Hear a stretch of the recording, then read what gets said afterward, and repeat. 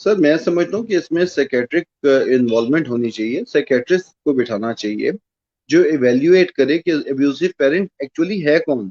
आपने एक sweeping statement दे दिया, आपने बगैर ये कंसिडर किए कि इस बीबी के बच्चे भी हैं। आपने सिर्फ उसके स्टेटमेंट पे घर तोड़ने का हुक्म दे दिया। फिर उसके बाद चूंकि अब आपके लॉ में आधा तीतर आधा बटेर वाला हिसाब है, आपने खुला की तो इजाजत दे दी, लेकिन आपने साइमल्टेनियसली ये वैल्यूएट नहीं किया कि जो वो इल्जाम लगा रही है वो सच्चे हैं या झूठे हैं। आपने एक सिस्टम डेवलप कर दिया कि जी अब चूंकि औरत का स्टेटमेंट आ गया, औरत तो मजलूम है, आप बच्चे भी माँ के पास रहेंगे क्योंकि lap of the mother is the cradle of the God. बेशक सही है, मान लेते हैं कि लैप ऑफ द मदर माँ से ज्यादा बढ़ के बच्चे से कोई प्यार नहीं कर सकते, इसमें कोई शक ही नहीं, हम फर्ज कर लेते हैं, इसे मान लेते हैं। लेकिन साइमल्टेनियसली अगर आप बाप को बच्चे की जिंदगी में से माइनस कर देंगे और ऑल इन ऑल मदर को बना देंगे, तो फिर आप इवेंचुअली सोसाइटी के अंदर कोई तकरीबन 10 से 12 लाख बच्चा एवरेज के तौर पे साइकोलॉजिकली स्ट्रेन बच्चा एंटर कर रहे हैं, जो कि कल जिनकी कल शादियां होनी है। जब इन बच्चों की शादियां होंगी जो डाइवोर्स या सिंगल पेरेंट चिल्ड्रन है, तो आप सोच सकते हैं कि वो अपने स्पाउसेस के साथ किस तरह बिहेव करेंगे। और फिर एक आपने एक शैतानी चक्कर शुरू कर दिया जिसमें वो तलाक दर तलाक चलती रहेगी। मेरी अंडरस्टैंडिंग ये है सर कि ठीक है, अगर आप मदर को समझते हैं कि आप उसे उसके पास कस्टडी होनी चाहिए, परमानेंट कस्टडी होनी चाहिए, जरूर दें, लेकिन शेयर्ड पेरेंटिंग की बुनियाद पे दें। अगर आप उसे कस्टडी दे रहे हैं तो फिर बाप को मुलाकात का हक तो दें, कम से कम मुलाकात का हक दें। और मुलाकात होनी चाहिए minimum 48 hours in a week. अब मैं इस सिलसिले में अब आपकी इसमें यानी आपकी असिस्टेंस करना चाहूंगा कि कुरान हकीम में एक आयत है, सूरह बकरा की एक आयत है 233 नंबर की। मैं माफी चाहता हूँ, अरबी मेरी इतनी स्ट्रांग नहीं है, लेकिन उसका तर्जुमा ये है कि no mother shall be harm for her child and no father shall be harm for his child. यानी बच्चे की वजह से ना माँ को ईजा दी जाएगी और बच्चे ही की वजह से ना बाप को ईजा दी जाएगी। मेरी अंडरस्टैंडिंग के मुताबिक शेयर्ड पेरेंटिंग का कॉन्सेप्ट तो कुरान हकीम ने आपको दे दी है, आपने सिर्फ उसके तहत इंफ्रास्ट्रक्चर डेवलप करने हैं। अगर आप कस्टडी माँ को देते हैं, जरूर दें, लेकिन उसमें 7 6 महीने 8 महीने साल के बाद कम से कम एक साइकेट्रिक वैल्यूएशन रिपोर्ट होनी चाहिए जो इवेल्युएट करे कि बच्चे को बाप के खिलाफ या नॉन कस्टोडियल पेरेंटल साइड के खिलाफ भड़काया नहीं जा रहा, उस बच्चे के अंदर ब्रेन वॉशिंग करके जहर नहीं उंडेला जा रहा। और साइमल्टेनियसली आप बाप को एक्सेस दें। अब मसलन एक सूरल बलद है कुरान हकीम की जिसमें बकायदा अल्लाह पाक कस्में उठा रहे हैं और उन कस्मों में से एक कसम बाप और बेटे के ताल्लुक की है। यानी एक तरफ इंतहा है अल्लाह की तरफ से, और एक तरफ आपका चूंकि आपकी नाअहली है कि आप कोई ऐसा कॉम्प्रीहेंसिव लॉ नहीं बना सके पिछले 70 72 साल में, आधा तीतर आधा बटेर लेके आप चलते चले जा रहे हैं।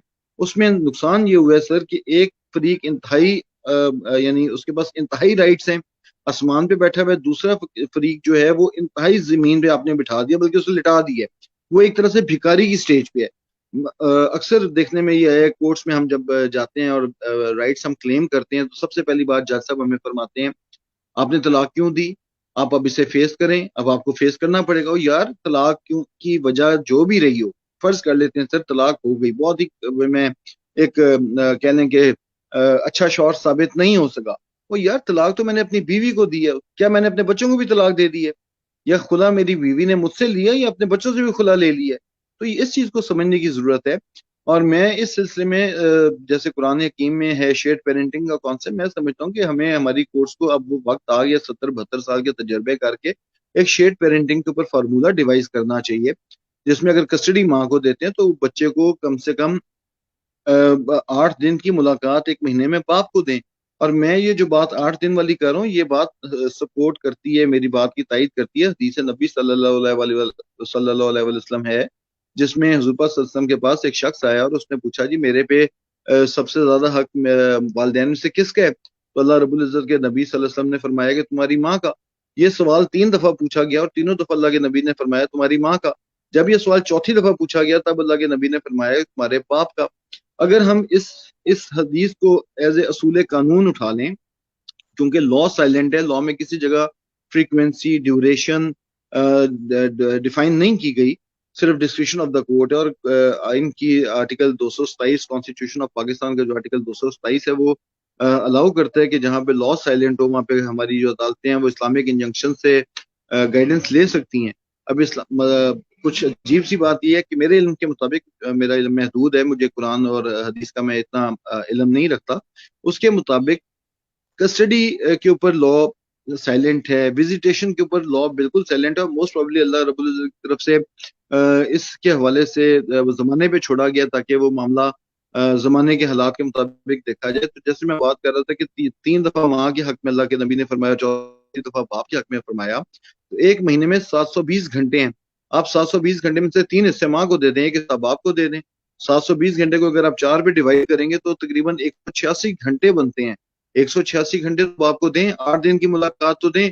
186 घंटे अगर आप दूसरी तरफ लेके जाएं, जो मौजूदा मरवजा आपका जो टेम्पलेट चल रहा है उसके मुताबिक, तो 186 घंटे बाप 18 साल में नहीं पूरे कर सकता। 2 घंटे या 4 घंटे की मुलाकात है कोर्ट प्रेमिसेस में, 10 साल उसे चाहिए। वो 186 घंटे जो अल्लाह का नबी आपको एक महीने में अलाउ कर रहा है, बाप को एक महीने में अलाउ कर रहा है, वो आप आपकी कोर्ट्स 10 साल में नहीं पूरे कर रही।